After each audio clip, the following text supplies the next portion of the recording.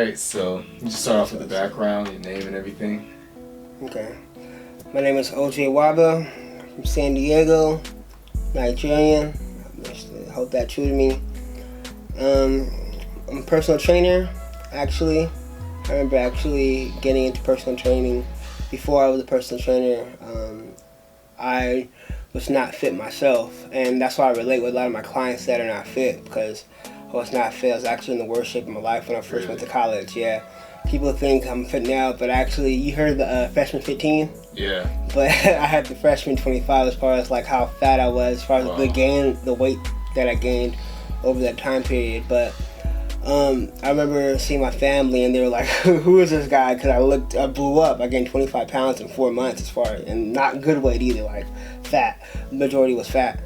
And I remember as I got back in the gym, when I was putting in that work in each and every day, it was the hardest thing ever, and I really hated it, especially the first couple of weeks. I was sore all the time, and I'm like, oh my gosh, like, why am I doing this, But then I remember, like, hey, I'm trying to look how I was before in high school. I want to get that fit body. I want to look, drop this weight down. I want to be able to look at people and have the confidence, not be insecure and have my shirt on all the time. And I was in Arizona, so it was really hot. You always want to take off your shirt, flex at the parties and stuff like that. But the point is that when we're so far in the trenches, putting that work in every day, that consistent effort, it may be hard for us to see the results because we're not seeing the results right then and there. Right. But when you put in that effort right then and there, like the gym, you putting that work in right then and there, you got to think about the future.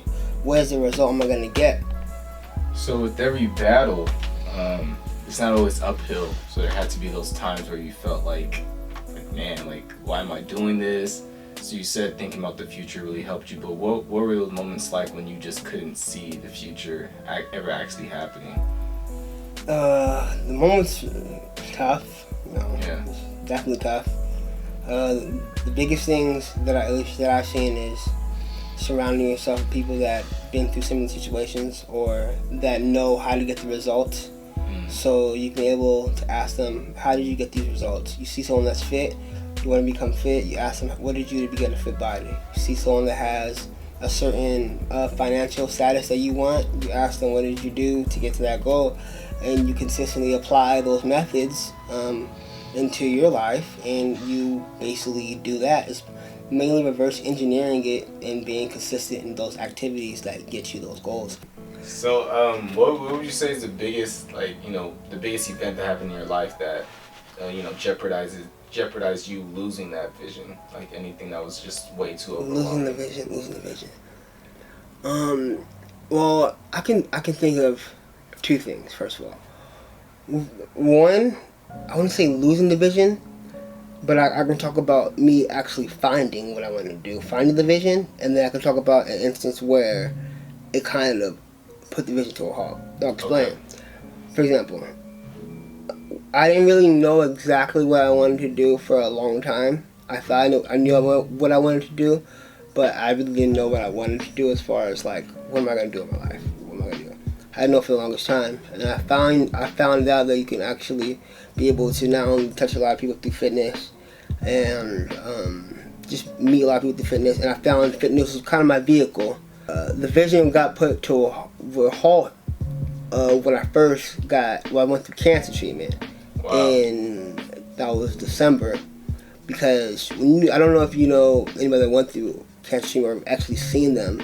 It's the craziest thing ever as far as like the treatment. Well, some treatments are, but when it comes to chemo and radiation, craziest experience ever as far as that. So I was, and the saddest part about it is like when this was happening, it's like when the vision was taking off. Really, it was taking off. I was in the height. But clients, busy all the time, and really my career, the momentum was really picking up because of my consistent efforts. But when I got diagnosed and went through the cancer treatment in December, the vision got put to a halt, and the hardest thing about it was persevering through that time, for sure, because it's one thing, at least in my experience, it's one thing when you have like problems outside, like for example, like financial or like external problems when it's outside. When it comes to health, at least for me, the uncertainty is what's the scary part about it, because you're like, oh, what's gonna happen? Like, we're just gonna go this way, it's getting better, like what's going on? And when you're going through that treatment, whew, that treatment's crazy. But that's when I would say the vision got tested. And what I can say, whenever your vision gets tested, the best thing you can do is surround yourself with the right people. I can't say that enough. Like, surround yourself with the right people, because I've known people that were in similar situations that I was, and they surround themselves with the wrong people. The wrong people putting negative stuff in their head as far as like, are you sure you're gonna make it? You know, man up. Like, why are you complaining about it? You know, instead of being empathetic to the situation, hearing them out, having a shoulder to cry on, I'm inspiring the person, saying you're gonna make it, you know, stuff like that. So when your vision, definitely, when your vision gets tested, or you have a big significant event that happens in your life, surrounding yourself with the right people is huge. And being consistent in the mindset of feeling that mindset, like, I can do this, and having them support you at the same time, like, hey, you could do this, and then remembering what you want to do and why you want to do it. Yeah. Man.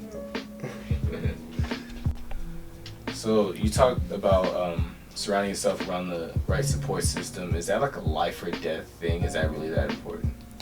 110%, like 110%. Because look at, for example, I'm a personal trainer, and when it comes to people trying to achieve their fitness goals, who they surround themselves has huge implications on if they actually achieve those fitness goals or not. For example, like if you're in a household, if I'm training, let's say like a lady that's in a household, a wife that's in a household, a mother that's in a household, and her whole family consistently eats fast food, McDonald's, Jack in the Box on a consistent basis, and her goal is to lose weight, but she's surrounded by a whole bunch of people that eat in a way that's going to be contradictory to that goal. Yeah. It's going to be really, really hard for her to accomplish that goal, because she comes home and she's trying to eat healthy, but she sees fast food everywhere. And when she's eating her salad or eating her chicken with rice, people are talking, what are you doing? Why are you eating that over here? People are talking down upon her. So it's putting that extra pressure on her to be consistent with her efforts, going back to her goals. If you want to reach a certain level of success, and you have someone that's always saying, you can't do it. What makes you think you can do that? You know, it makes it harder for you to achieve whatever you're trying to achieve.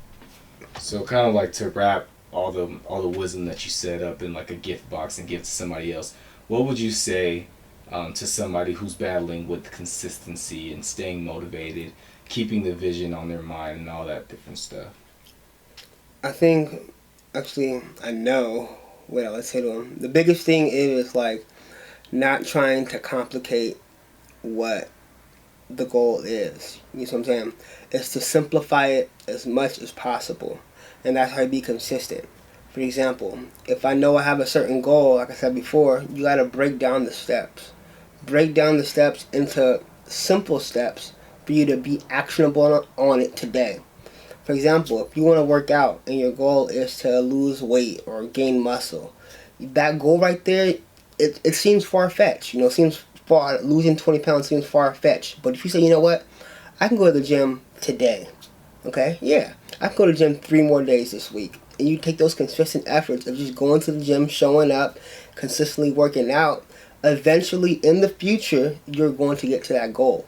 But it starts off with the consistent efforts you're doing today. So if you're feeling sluggish, if you're feeling like you're lost or you're in a rut, you can't find your way, just start taking action, and being consistent in those actions is going to get you to that goal. I'm OJ Iwuaba, and I'm unassociated with inconsistency.